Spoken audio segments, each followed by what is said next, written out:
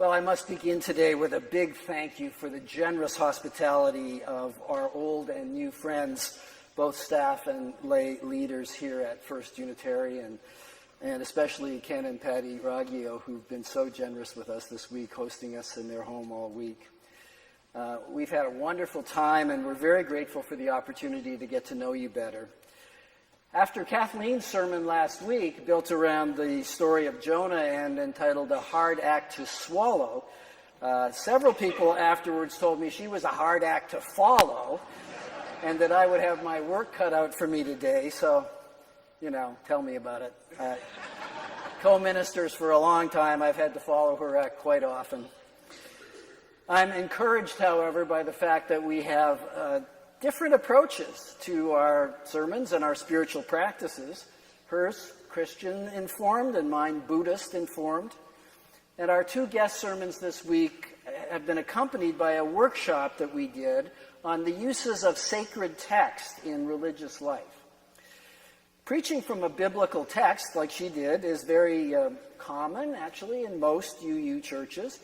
But preaching, as I will today, from one of the classic Zen koans doesn't happen that often.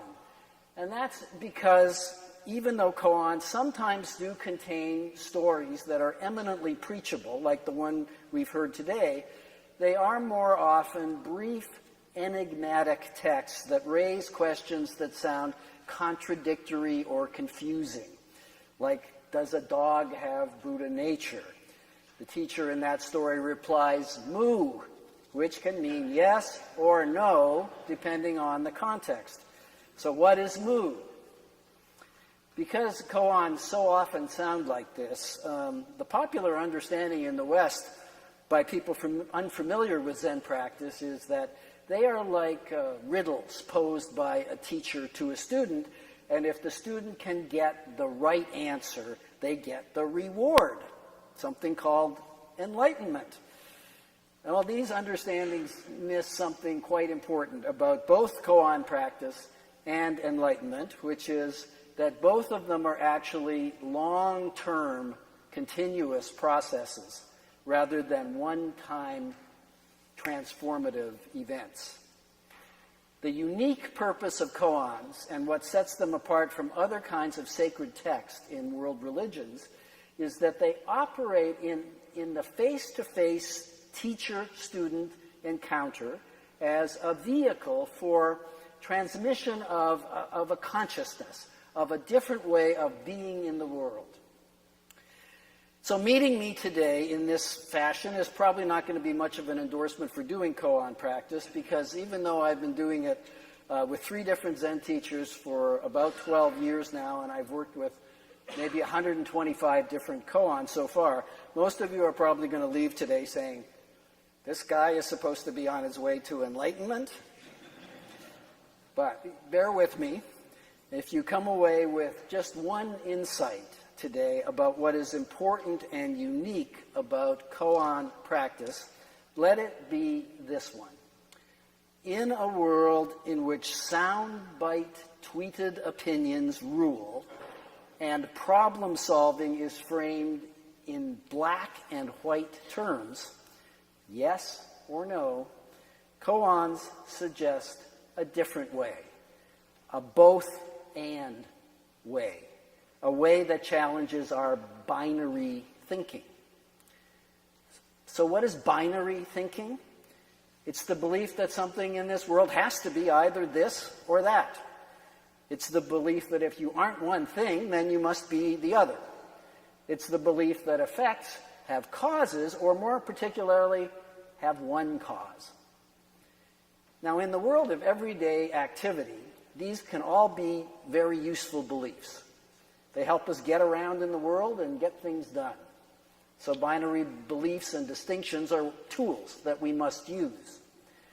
They are not that useful, however, in understanding the deeper nature of our reality or in responding creatively and flexibly to complex problems. So just to give you one example of this, our culture has recently been undergoing a challenge to binary thinking when it comes to gender identity. I grew up never crossing my mind that gender was anything other than male and female. The diversity of gender expression that we see today in our public square was unimaginable to me, and yet I take it for granted today. Zen practice seeks to convey a non-dualistic experience of our common life, which can replace the usual and often unconscious foundation upon which we base our search for meaning. So when you sit with koans, sit in meditation with koans, you're not supposed to reflect on them intellectually, as I will do in this sermon. Nevertheless, even with experienced meditators, the problem becomes a little like being told not to think of pink elephants. You know, you just can't help yourself. So the first time that I ever sat with this koan, I went into this long mental excursion about the spiritual foundations of our justice system. There are some issues in our society that feel like big, tangled knots. And the more that you pull on the problem one way, the more tangled it gets in some other place. Our justice system is like that, and it's been the subject of much scrutiny for a long time, but especially in recent years. Now, many of you have read Michelle Alexander's compelling argument that the way that the system operates represents an extension of the white supremacy mechanisms of both slavery and Jim Crow laws. Even as Alexander's book was drawing widespread attention, highly publicized police shootings of unarmed people have thrown law enforcement into a defensive crisis mode as long-standing practices and biases within law enforcement are challenged. My observations today are not going to be so much about policy solutions, as much as you might like to hear them, but rather a kind of meditation on an alternative spiritual approach to untangling the knots in a problem like our justice system, and observations that are informed and inspired by the questions and answers in this Zen koan that we've heard today. The koan represents a kind of a ghost story about the former abbot of this temple coming back to his successor and pleading for help in being released from this karmic sentence of being reborn 500 times as a fox for giving the wrong answer to his student. I mean, that sounds really extreme.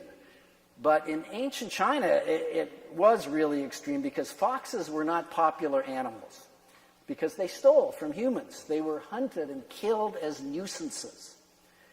Being sentenced to 500 lives as a fox reminds me of the multi-generational underclass that we live with in our society, where so much crime comes from.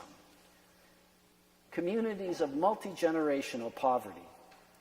So what was the wrong answer that the former abbot gave that brought about this sentence? You remember the question was, does an enlightened person fall under the law of cause and effect? And the answer was essentially no. It's a question and an answer that suggests for me the hope that is held out by political candidates and reformers alike, that there will be policies and programs that are going to solve this problem of crime, justice, and punishment. All of the evidence suggests to me that the human condition which our justice system must cope with is not changing. And despite my belief in the inherent worth and dignity of every person, I also come from a Buddhist perspective that we all suffer, and that therefore we are all going to be susceptible to what Christians might call sin as a willful reaction that seeks to relieve the suffering we are in. And often those reactions are harmful to others. The ghosts of our past lives and sins in this country are very much present in the justice system we have created today. And reforms in the criminal justice system are never going to create a perfect system or deliver perfect, enlightened justice. Nevertheless, there is hope, and the story tells us that this koan has more than one answer. Things do happen for a reason, but crimes happen for a lot more than one reason. So we can identify the person that pulled the trigger or that drove the car. And we can decide that they are not innocent but guilty, and we can put them in jail. But that is little help in understanding the causes of the crime or how to make it less likely that the crime will happen again. Law enforcement is only the tip of the spear in our response to crime. And that military metaphor from ancient wars accurately reminds us that the tip of the spear is not responsible for knowing why it is being used as a weapon. The reasons that the spear is being used at all are farther back in the complex chain of many causes that result in crime. So what seems to be the right answer to this koan? How is the ghostly abbot released from his sentence? He gets to ask this question again as if he was a student asking his contemporary self that same question. And he's told, such a person does not evade the law of cause and effect. Why do these word changes make a difference in this story? And what does it tell us about our justice and law enforcement systems and how they might be better? The use of the word evasion implies avoidance or shirking of one's duty. So the message here is that the response of a wise person reflecting on our justice system and possible reforms is not to pretend that there's going to be some high state of functioning or magic political party in power that is going to solve the crime problem. The best response is to not evade, but honestly accept the complexity of the many causes that create the effect of crime and look at ways to unravel those causes. Unless you actually work in the justice system, it's pretty easy for people who enjoy various degrees of privilege in our social and economic system to be isolated from it and to evade any kind of engagement or responsibility. Our justice system arises in a binary thinking world that isolates those accused and convicted of crimes and those who arrest or prosecute or defend or judge them from all the rest of us. They are all them, and we are all us, until you cross that barrier. My experience as a Unitarian Universalist minister in the justice system has been primarily pastoral. I visited a prisoner in San Quentin. I've stood by parishioners facing judicial proceedings. I've counseled law enforcement officers and criminal attorneys who've been members of my congregations. But even these modest opportunities are far more than most people who have escaped or avoided multi-generational poverty will ever see. And my own personal encounters with the justice system have been really trivial, moving violations, like the one I had this week. Have you noticed there are school zones on Mockingbird Lane? I didn't. About a half an hour after they went into effect, one of your eagle-eyed Highland Park police officers caught me doing 28 miles an hour in one of them. This enlightened person could not evade the laws of cause and effect. I had missed that warning sign, and I was guilty. So in 50 years of driving, I've had maybe 6 stops for moving violations, and as a polite white guy who sometimes gets to mention that I'm a minister, I've been let off with warnings in about half of them. Subject for a different sermon, I guess, but that did not happen this time. My privilege did not get me off. So as I looked for the bad news on the traffic ticket, which involved reading about 4 pages of verbiage detailing my options, I realized this little traffic ticket included a familiar innovation in the justice system, an opportunity for a different kind of response, a both-and response rather than an either-or response, a response known as restorative justice. Restorative justice isn't anything new. Our magic box story today was a centuries-old Tibetan story that illustrated restorative justice being used instead of retributive justice. Retributive justice asks, What law was broken and how? Who did it? How should they be punished? Binary thinking questions. Restorative justice asks, who has been hurt and what do they need?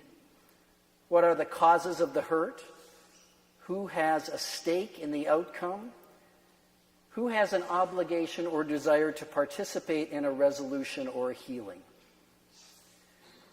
Rather than focus on isolating the criminal as other, restorative justice invites the possibility that paying for a crime requires entering back into the community of us through personal confession, relationship, compensation, and restoration.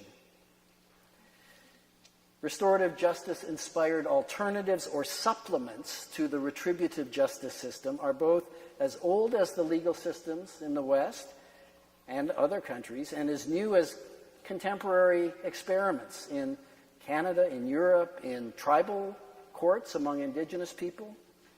And you are probably aware of the most famous national experiment in restorative justice, the Truth and Reconciliation process in South Africa after apartheid.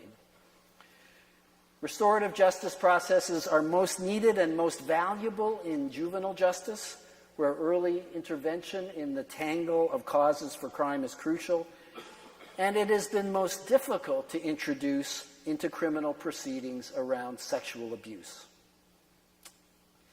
Obviously, the severity of the crime makes a difference in both the legal and spiritual difficulty in using this approach. The option on my traffic ticket was an example of easily implemented restorative justice. If I was a Texan, and being an aspiring Texan doesn't help, I would have the option to go to traffic school and have the moving violation expunged from my record. This simple form of restorative justice is an effort to make things right by going to one of the causes of the problem: driving habits that are ignorant or inattentive. So Unitarian Universalists had the opportunity this summer to wrestle with a much more difficult application of restorative justice on the Sunday morning of our recent General Assembly in New Orleans. That morning we heard that 2 members of our UUA staff had been attacked in the French Quarter by 4 youth. They were both pushed to the ground and robbed. One of the staff members hit his head so badly on the pavement that we feared permanent brain injury, and he is still recovering. The entire robbery had been filmed by a security camera. It was available to see on YouTube. And you know, video like this has become so commonplace, but when it crosses that binary line and the violence that's shown is to one of us rather than one of them, you feel different. So I looked at that and I feel horrified. I feel angry, and my first reactive emotional response goes straight to retribution. The irony was that just the night before, our lecturer, our distinguished lecturer at General Assembly, Brian Stevenson, had been speaking to us about his work defending criminals accused of capital crimes and about his belief in restorative justice. So the next morning, when our hearts were breaking as we confronted the difficulty of the spiritual aspiration to forgive and the reality of imagining what restorative justice might look like among us, we were confronted with a different kind of dilemma, no longer abstract. And as the days and the weeks unfolded, we heard that the 4 young men who had committed the crime surrendered or were apprehended, and that Unitarian Universalists, in conversation with the victims and their families, had been attending judicial proceedings, trying to understand more deeply what had happened and what could happen next. 3 of the youth involved were living long-term in a homeless shelter, and their original homeless had happened when Hurricane Katrina occurred when they were children, and they had never gotten beyond that into any stable family situation.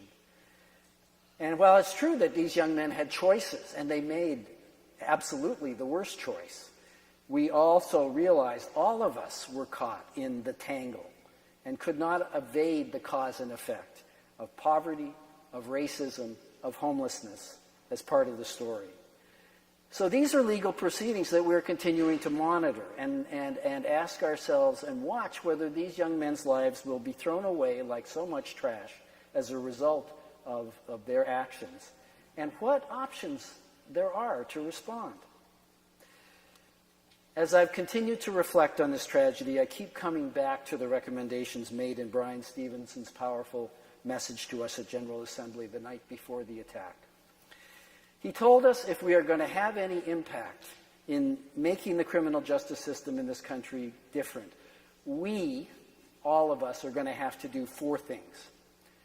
Get proximate, that is, in closer relationship with the communities who experience crime and the people in them who commit crime. We're going to have to change the narrative about how the crimes came about. We're going to have to stay hopeful about the possibilities for success. And we're going to need to be willing to do uncomfortable things. Our values call us to live in the reality of the evil and heartbreak in our world while remembering that no one is outside the circle of our love and care. We are called to live both and rather than either or. With compassion as our guide, our religious community seeks the well-being of all through dismantling systems of oppression that undermine our collective humanity. These are the commitments that lead us to question whether retributive justice is the only or exclusive way. No one wants a justice system that undermines or disregards the rule of law or that abandons a belief in personal responsibility or accountability. We can't evade the law of cause and effect, but we can recognize the complexity of that law. And restorative justice efforts recognize the interdependent web that the crime arises from and that must be engaged if there is to be healing as well as punishment. To close, I quote Brian Stevenson once again, "Simply punishing the broken, walking away from them, or hiding them from sight only ensures that they remain broken and we do too. There is no wholeness outside of our reciprocal humanity."